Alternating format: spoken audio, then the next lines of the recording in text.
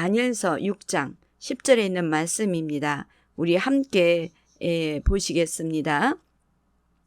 다니엘이 이 조서에 왕의 도장이 찍힌 것을 알고도 자기 집에 돌아가서는 윗방에 올라가 예루살렘으로 향한 창문을 열고 전에 하던 대로 하루 3번씩 무릎을 꿇고 기도하며 그의 하나님께 감사하였더라.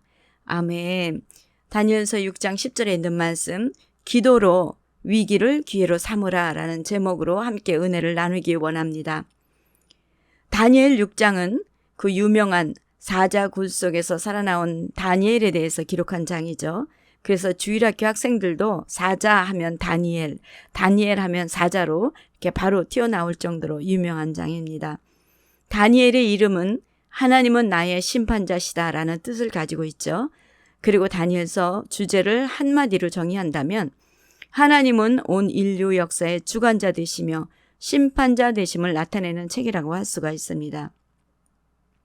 다니엘은 바벨론 포로로 잡혀가서 느부갓네살 왕부터 바벨론 멸망 후 이스라엘을 귀환시킨 고레스 왕 원년까지 4명의 왕이 바뀌었음에도 불구하고 하나님께서는 다니엘을 총리의 자리에서 그들을 도와 일하게 하심으로 살아계신 하나님을 나타내며 구원을 보이셨습니다.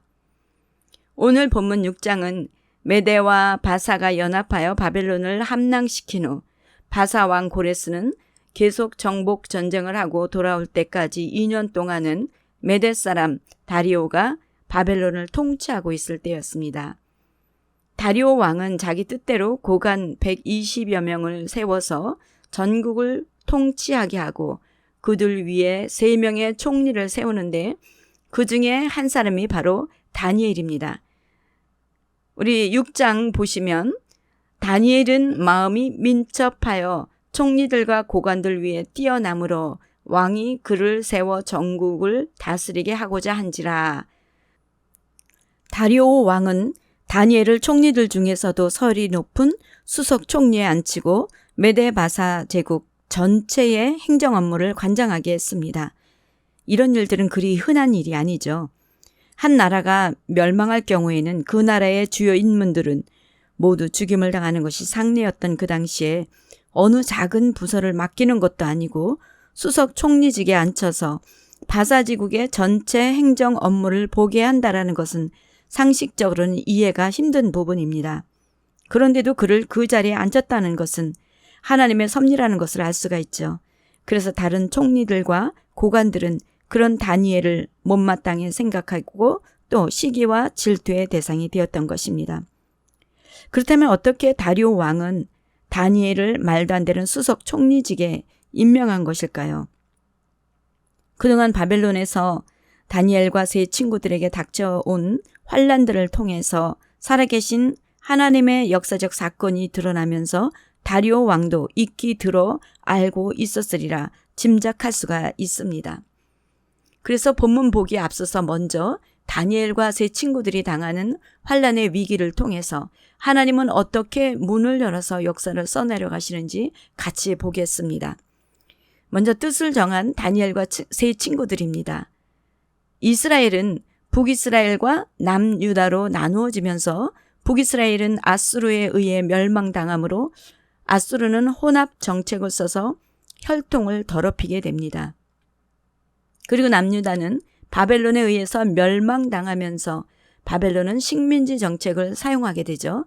그래서 한창 예민한 청소년 시절에 다니엘과 세 친구들은 바벨론으로 사로잡혀가서 이들에게 왕이 먹는 최고의 음식과 최고의 환경에서 마치 한국 일제강점기 때처럼 바벨론 학문과 언어까지 3년 동안 가르쳐서 왕 앞에 세우게 합니다.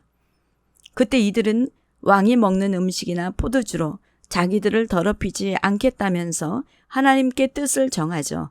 이것은 다니엘과 세 친구들에게는 첫 번째 위기였습니다. 왜냐하면 이것을 거절할 시에는 왕의 명령을 어기는 것이기 때문에 그렇습니다. 그럼에도 이들은 하나님 앞에 뜻을 정하여 신앙을 굽히지 않고 지혜롭게 환관장에게 간청을 합니다. 그때 하나님은 환관장에게 은혜와 긍휼을 얻게 하심으로 그들은 신앙의 절개를 지킬 수가 있었죠.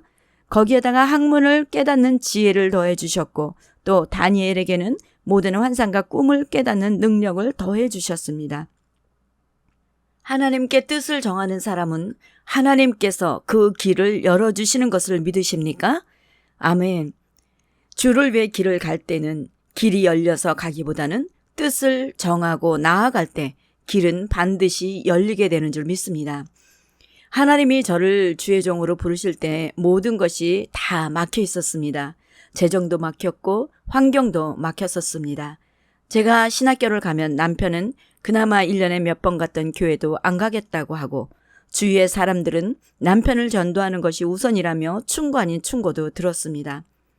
그런데다가 환경은 점점 더 안 좋게 변했습니다. 그리고 설상가상으로 제 몸에 이상까지 와서 일하기 힘든 상황이었습니다. 그때 모든 것을 뒤로 하고 발을 내딛었습니다. 남편에게 말도 하지 않고 신학교에 등록을 했던 것이죠. 그럴 때 환경이 열리고 재정이 열리고 모든 것이 풀어지는 것이었습니다. 하나님은 제가 여호수아가 출렁이는 요단강에 발을 내디뎠던 것처럼 믿음으로 내딛기를 원했던 것이었습니다. 여러분들 중에 주를 위해 결단하고 나아가는데 길이 보이지 않는 분이 있습니까? 여러분들도 발을 내딛으십시오. 길이 열릴 줄 믿습니다. 두 번째로는 위기를 축복으로 바꾼 다니엘과 친구들입니다. 느부갓네살이 다스리기 시작한 지 2년이 되는 어느 날 하나님께서는 느부갓네살에게 어떤 한 꿈을 보여주십니다. 느부갓네살은 이 꿈을 꾸고는 번민하여 잠을 이루지 못하고 바벨론의 모든 술사를 다 불러서 꿈과 해석을 보이라. 그렇지 않으면 다 죽이겠다라고 합니다. 하지만 아무도 깨닫는 자가 없었고 오직 다니엘만 이 해석을 할 수가 있었습니다. 다니엘은 친구들에게 중보 기도를 부탁합니다. 그리고 하나님 앞에 나아갔을 때 느부갓네살에게 보여주신 한 신상을 보여주시고 깨닫게 해주시죠. 다니엘에게 보여주신 한 신상은 하나님의 나라가 세워지는 예언입니다. 그래서 2장 보시면 그 우상의 머리는 순금이요 가슴과 두 팔은 은이요 배와 넓적다리는 노치요 그 종아리는 새요 그 발은 얼마는 새요 얼마는 진흙이었나이다.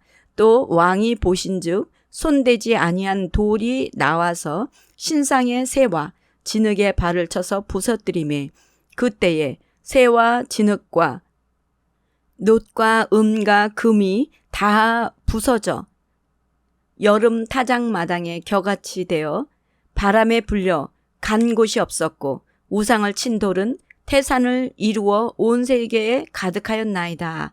즉 많은 나라와 왕들이 역사 속으로 지나가지만 손대지 않는 돌이 나와서 발을 침으로 다 부서져 사라지고 우상은 친 돌은 태산을 이루어 온 세계에 가득하였다고 합니다. 여기서 손대지 않은 돌은 예수 그리스도를 상징하는 것이고 신상이 다 부서져 바람에 불려 간 곳이 없다라는 것은 이 세상의 종국에는 완전히 멸망될 것을 말씀하고 있는 것입니다. 그리고 우상을 친 돌이 태산을 이룬다라는 것은 하나님의 나라를 말하는 것입니다. 하나님은 만세 전부터 인간을 지으시고 하나님의 왕국을 계획하셨죠. 그러나 인간이 죄를 범함으로 마지막 끝말에 예수 그리스도가 이 세상에 오신 것입니다. 예수님은 인간을 구원하시기 위해 십자가에 달려 돌아가시고 3일 만에 부활하시죠. 이제 예수님은 승천하시면서 성령을 보내주셨습니다. 그래서 누구든지 예수를 믿고 구원을 받는 자는 주님이 다시 오실 때까지 성령으로 함께 하신다고 약속하셨습니다. 그리고 예수님은 다시 오실 것입니다. 이 모든 것은 하나님께서 만세 전부터 이미 계획하셨다고 에베소서는 말씀합니다. 이제 예수님이 다시 오실 때는 심판의 주로 오십니다. 그때는 대환란과 휴거가 일어날 것입니다. 그리고 구원 얻은 자들은 예수님과 함께 1000년 동안 왕노릇하고 이 땅에는 많은 사람들이 늘어난 후에 묶였던 사단이 다시 잠시 놓여 많은 사람을 미혹할 것입니다. 그때는 또 우후죽순 많은 사람들이 넘어지면서 흰보자 심판 때 원수 마귀와 불신자는 영원한 유황불못에 들어가고 하나님의 자녀들은 새 예루살렘 성이 내려와 주님과 함께 영광 가운데 영원히 거하게 되는 것입니다. 결국 이 세대는 다 지나갈 것이며 만왕의 왕 대신 하나님의 나라만이 영원히 서게 될 줄 믿습니다. 믿으십니까?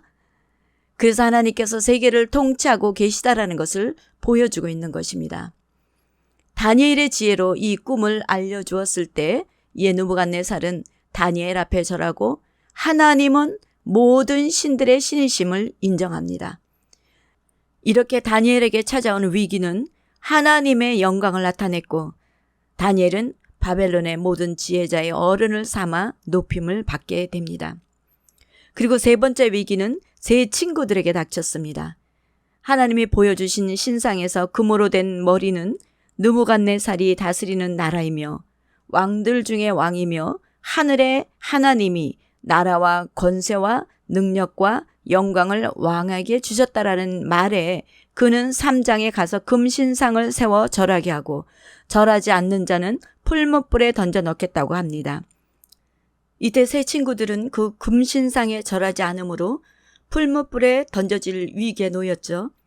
그럼에도 이들은 절대로 하나님께 뜻을 정한 이상 신앙을 굽히지 않고 결국 결박되어 풀무불에 던져집니다. 그런데 그 풀무불이 얼마나 뜨거운지 세 친구들을 불에 던져 넣으려고 붙든 사람은 불에 타 죽고 불에 던져진 사람은 살아납니다. 이때 느부갓네살 왕은 불 속에 던져진 세 사람을 보고는 갑자기 깜짝 놀라 급히 자리에서 일어납니다. 왜냐하면 결박하여 불에 던져진 사람은 세 사람인데 불 속에서 결박되지 않은 네 사람이 불 가운데 다니는 것을 본 것입니다.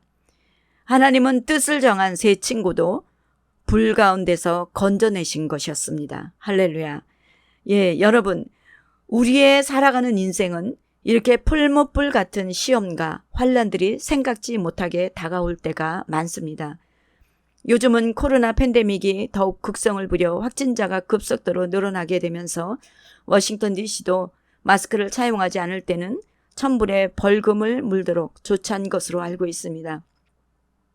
처음에는 여름에 날이 더워지면 바이러스가 사라질 것이라는 기대감으로 기다렸지만 여름이 되니까 더 극성을 부려 다시 확산되고 있어서 어떤 그로소리에서는 마스크를 쓰라고 했다고 어떤 사람이 물건을 집어 던지는가 하면 어떤 사람은 동양인을 보고 너희 나라로 가라고 욕설을 퍼붓기도 하는 것을 보게 되었습니다. 갑자기 생각지 못했던 코로나 팬데믹으로 인하여 어려움을 겪는 사람들이 참으로 많습니다. 어떤 사람들에게는 이 팬데믹이 풀무불 시험처럼 여겨질 수 있을 것입니다. 그런데 좀 더 생각해보면 금신상을 절하라는 것은 마지막 때 닥쳐올 환난을 의미하기도 합니다. 그때는 짐승에게 경배하지 않는 자는 죽임을 당하게 됩니다. 그리고 짐승의 수인 666 표를 오른손이나 이마에 받게 합니다. 이 표가 없으면 매매를 할 수가 없게 되는 거죠. 지금 코로나 팬데믹으로 많이 힘들겠지만 믿음을 지키기 위해서는 지금부터라도 오직 하나님께만 뜻을 정하여 신앙을 지켜야 합니다. 세 친구는 금신상에 경배하라고 할 때 하나님이 살아계시다면 우리를 풀무불에서 건져내시겠거니와 그렇게 하지 않아도 금신상은 절하지 않겠다.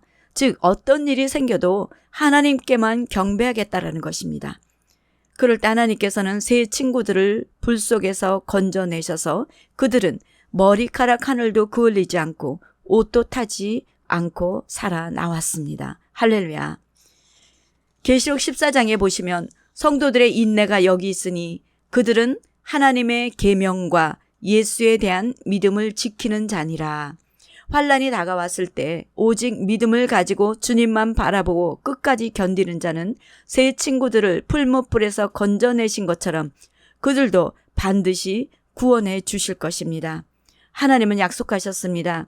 우리 시편 91편 보시면 네가 말하기를 여호와는 나의 피난처시라 하고 지존자를 너의 거처로 삼았으므로 화가 내게 미치지 못하며 재앙이 내 장막에 가까이 오지 못하리니 그가 너를 위하여 그의 천사들을 명령하사 내 모든 길에서 너를 지키게 하심이라고 하셨습니다. 그리고 시편 32편 보시면 여호와를 신뢰하는 자에게는 인자하심이 두루리로다 라고 하셨습니다. 어떤 일이 닥친다 해도 두려워하지 마십시오.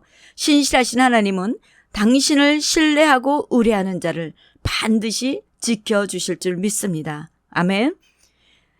하나님께서 세 친구를 풀무불에서 건져내신 것을 본 느부갓네살은 이렇게 고백을 합니다. 우리 다니엘서 3장 보시면 느부갓네살이 말하여 이르되 사드락과 메삭과 아벳느고의 하나님을 찬송할지로다. 그가 그의 천사를 보내사 자기를 의뢰하고 그들의 몸을 바쳐 왕의 명령을 거역하고 그 하나님 밖에는 다른 신을 섬기지 아니하며 그에게 절하지 아니한 종들을 구원하셨도다. 아멘. 예, 그날 그때에는 하나님을 믿지 않거나 믿음을 저버린 사람들은 이와 같이 고백하게 될 것입니다. 그러나 그때는 이미 늦습니다. 누구든지 때를 놓치지 말고 예수를 굳게 믿고 구원을 받으시기를 축원합니다. 세 친구들은 풀무불 시험을 이긴 후에 하나님의 전능하심과 살아 역사하심이 나타나므로 하나님께 영광을 돌리고 이들은 바벨론 지방에서 위치가 더욱 높임을 받습니다. 이 땅에서 경배를 받으셔야 할 분은 오직 우리 하나님 한 분뿐이신 줄 믿습니다. 아멘. 이번에는 다니엘이 사자굴 속에 들어가야 하는 위기 앞에 서게 됩니다. 다니엘이 이 위기 앞에서 어떻게 행하고 있는가를 우리 한번 같이 보시기 원합니다. 먼저 다니엘은 이런 위기에 있음에도 불구하고 다니엘은 예루살렘을 향해 창문을 열고 기도하였습니다. 지금 다니엘이 예루살렘으로 향한 창문을 열고 전에 하던 대로 기도를 했다라는 것은 사실은 생명을 걸고 기도하는 것입니다. 다른 총리나 고관들보다 뛰어남으로 시기의 대상이 되었던 다니엘은 여러 가지로 고발하려고 하지만 다니엘에 충성되어 그릇됨도 없고 아무 허물도 찾을 수가 없었습니다. 그런데 한 가지, 다니엘은 항상 예루살렘을 향해 창문을 열고 기도하고 있는 것을 알았던 그들은 올무를 놓기를 왕 외에 다른 신이나 사람에게 무엇을 구하면 사자굴에 던져 넣기로 하고 조서를 꾸며 왕의 도장을 찍게 해서 금령을 내리게 합니다. 그럼에도 다니엘은 두려워하지 않고 아무런 요동도 하지 않고 똑같은 자세로 똑같이 기도를 합니다. 만약에 여러분들이 이런 상황이라면 어떻게 했을 것 같습니까? 다니엘과 같이 그렇게 기도할 수 있었겠습니까? 그렇다면 다니엘은 어디서 이런 담대함이 나왔을까요? 이사야는 이렇게 말씀합니다. 이사야서 26장 보시면 주께서 심지가 견고한 자를 평강하고 평강하도록 지키시리니 이는 그가 주를 신뢰함이니이다. 아멘. 그렇습니다. 하나님은 당신만 신뢰하고 뜻을 정한 다니엘의 마음을 붙들고 계셨던 것이었습니다. 그래서 여호수아서 1장 보시면 내가 내게 명령한 것이 아니냐. 강하고 담대하라. 두려워하지 말며 놀라지 말라. 내가 어디로 가든지 네 하나님 여호와가 너와 함께하느니라 하시니라. 어떤 환란이 닥쳐온다 할지라도 강하고 담대하십시오. 하나님이 함께하시는 한 우리는 두려울 것이 없는 줄 믿습니다. 두 번째로 다니엘은요, 규칙적인 기도 생활을 했습니다. 다니엘과 세 친구들이 이토록 어려운 위기 가운데서도 믿음을 가지고 이길 수 있었던 것은 무엇입니까? 바로 기도였습니다. 오늘 본문을 보시면 다니엘은 예루살렘으로 향한 창문을 열고 기도를 하는데 전에 하던 대로라고 합니다. 이 말씀은 무엇입니까? 늘 규칙적으로 기도를 하고 있었다라는 것입니다. 그런데 이렇게 기도할 때 어떤 때는 아무런 변화도 없고 응답도 없는 것 같을 때가 있을 것입니다. 그럴 때 어떤 생각이 듭니까? 하나님이 내 기도를 듣고 계시는가? 내가 잘하고 있는 건가? 왜 아무런 변화나 응답이 없지? 라며 무의미한 것 같이 생각되실 때도 있을 것입니다. 그런데 기도를 하지만 아무런 현상이 나타나지 않는 것 같아도 항상 규칙적으로 기도할 때 내적으로는 강한 능력이 쌓이고 있는 것입니다. 다니엘은 세 친구들과 함께 포로로 있으면서 이들은 항상 서로를 위해 중보하며 기도를 멈추지 않았습니다. 하지만 이들도 규칙적으로 기도하지만 어떤 때는 기도를 해도 늘 그날이 그날 같았을 때가 많았을 것입니다. 이들은 70년이 차기까지 포로로 있을 것이라는 책을 발견하기까지는 예루살렘을 향해 문을 열고 기도했지만 그들의 응답은 없었습니다. 오히려 불같은 시험들만 다가왔습니다.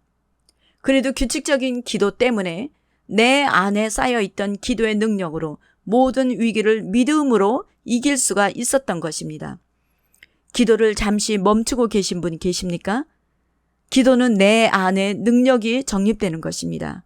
지금 다시 시작하시기 바랍니다. 예수님도 이 땅에서 사역을 하실 때는 늘 습관을 쫓아 기도하셨습니다. 예수님은 가르치시고 병 고치시고 복음을 전파하시면서도 지치고 피곤하실 때도 많으셨지만 꼭 습관을 쫓아서 기도하러 산으로 가셨습니다. 그리고 시험에 들지 않도록 깨어 기도하라고 하셨습니다. 깨어 기도하셔서 오는 위기를 기회로 잡아서 승리하시는 여러분이 되시기를 바랍니다. 세 번째로 다니엘은 항상 무릎을 꿇고 기도합니다. 무릎을 꿇었다라는 것은 간절함과 경건함과 겸손함을 둘 수가 있습니다. 기도할 때는 오늘이 어제 같고 어제가 오늘 같다고 해서 형식적인 기도, 그런 기도 말고 정말 간절하게 마음을 들여서 기도해야 됩니다. 그럴 때 예레미야는 너는 내게 부르짖으라 내가 내게 응답하겠고 네가 알지 못하는 크고 은밀한 일을 내게 보이리라라고 했습니다. 성경은 귀인들은 의지하지 말고 돌 힘이 없는 인생도 의지하지 말지니 여호와를 의지하는 자는 복이 있도다라고 하였습니다. 문제가 있을 때 사람을 의지하려고 하지 말고 먼저 하나님 앞에 나아가십시오. 그럴 때 문제가 해결되고 응답받는 축복이 여러분들에게 있을 줄 믿습니다. 아멘. 또 다니엘은요, 감사 기도를 드렸습니다. 다니엘은 지금 위기에 봉착한 것입니다. 사자굴에 들어가 죽을 수도 있는 상태입니다. 그런데도 이 상황에서 어떻게 감사할 수가 있었을까요? 저는 이것을 보면서 지난 일들을 회상했을 때 그 어느 것 하나 하나님이 함께하지 않았던 것이 없었기에 감사했을 것이라는 생각이 들었습니다. 여러분들도 지금까지 걸어왔을 때 그 어느 것 하나 하나님이 함께하지 않은 것이 있었나요? 없을 것입니다. 그런데 얼마나 감사했습니까? 내가 좋을 때만 감사하지는 않았나요? 내가 어려움에 빠질 때, 특히 지금같이 코로나 팬데믹으로 인하여 감사해 보셨나요? 하나님은 시편 50편에 이런 말씀을 하십니다. 감사로 제사를 드리는 자가 나를 영화롭게 하나니 그 행위를 옳게 하는 자에게는 내가 하나님의 구원을 보이리라 이렇게 말씀하셨습니다. 항상 감사하는 저와 여러분이 되시기를 축원합니다. 아멘. 다니엘이 이렇게 감사 기도하는 것을 본 무리들은 왕 앞에 가서 왕의 도장이 찍힌 금령을 어기고 하루 3번 기도하더라고 말할 때 다리오 왕은 심히 근심하였다고 합니다. 할 수 없이 종용하는 고관들 때문에 다니엘을 사자굴 속에 집어넣습니다. 그리고 하는 말이 네가 항상 섬기는 너의 하나님이 너를 구원하시리라 라고 합니다. 다리오 왕은 다니엘을 위해 금식하면서 오락도 그치고 잠자기도 마다하였다라고 이렇게 기록되어 있습니다. 왜냐하면 다리오 왕은 다니엘의 충성을 알았고 믿을 수 있는 사람이었습니다. 우리 그리스도인들도 사람들이 믿고 신뢰할 수 있는 사람, 어떤 일을 맡겨도 믿을 수 있는 그러한 사람이 되어야 되겠습니다. 그 사람이라면 무조건 믿고 맡겨도 돼 라며 세상에서도 인정받는 그리스도인이 되어야 될 줄 믿습니다. 그렇게 세상 사람이 인정할 때 하나님은 영광을 받으실 줄 믿습니다. 어디서든지 인정받는 저와 여러분이 되시기를 바랍니다. 아멘. 다리오 왕은 다음 날 새벽에 급히 사자굴로 달려가서 슬피 소리질러 말하되 하나님의 종 다니엘아 네가 항상 섬기는 네 하나님이 사자들에게서 능히 너를 구원하셨느냐라고 물을 때 다니엘은 6장 21절 22절 이렇게 말합니다. 다니엘이 왕에게 아뢰되 왕이여 원하건대 왕은 만수무강하옵소서. 나의 하나님이 이미 그의 천사를 보내어 사자들의 입을 봉하셨으므로 사자들이 나를 상해하지 못하였사오니 이는 나의 무죄함이 그 앞에 명백하옴이며 또 왕이여 나는 왕에게도 해를 끼치지 아니하였나이다 라면서 대답합니다. 그때 왕이 심히 기뻐서 명하여 다니엘을 굴에서 올리라 하매 그들이 다니엘을 굴에서 올린즉 그의 몸이 조금도 상하지 아니하였으니 이는 그가 자기의 하나님을 믿었음이더라. 아멘. 예, 하나님을 믿는 자는 하나님께서 지켜주실 줄 믿습니다. 코로나가 다시 장거해지고 있습니까? 주님을 믿으십시오. 주님께서 지켜주실 줄 믿습니다. 앞으로 다가올 환난으로 두려워하십니까? 주님을 신뢰하십시오. 평강을 더해 주실 줄 믿습니다.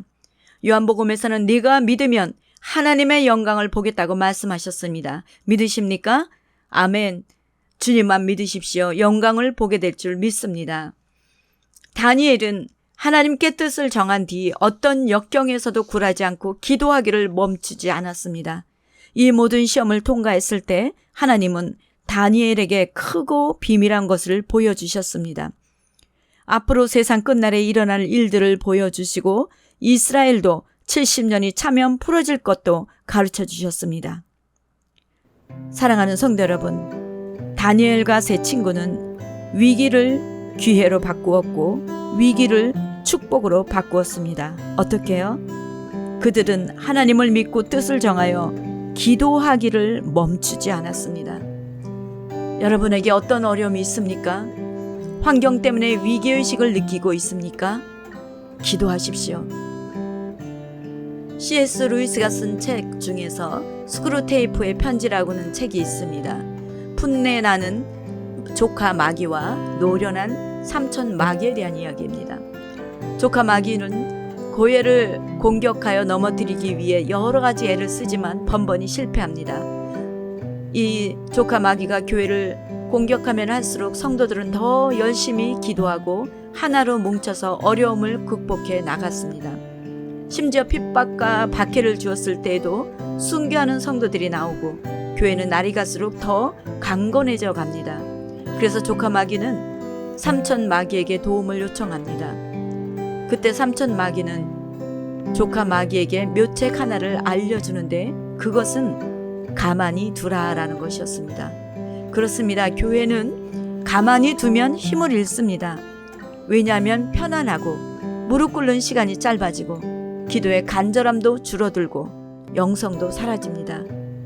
고여있는 물이 썩은 것처럼 인간은 편안하면 타락하게 되어 있죠.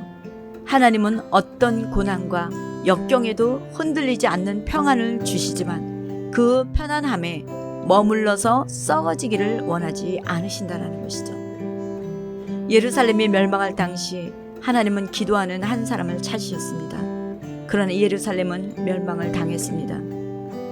코로나 팬데믹으로 세계가 어수선하고 방향을 잃은 듯 보이는 지금이야말로 전 세계와 우리 민족의 역사를 주관하시는 예수 그리스도를 믿고 그분 앞에 엎드려야 할 때입니다. 다니엘의 눈물의 기도가 이스라엘이 하루아침에 생겨나게 했듯이 여러분의 눈물의 기도는 위기에 처해 있는 나라들을 구원하게 될 줄 믿습니다. 다니엘과 같이 뜻을 정하여 기도함으로 위기를 축복으로 바꾸어 주의 뜻을 이루고 주의 영광을 나타내는 저와 여러분이 되시기를 축원합니다.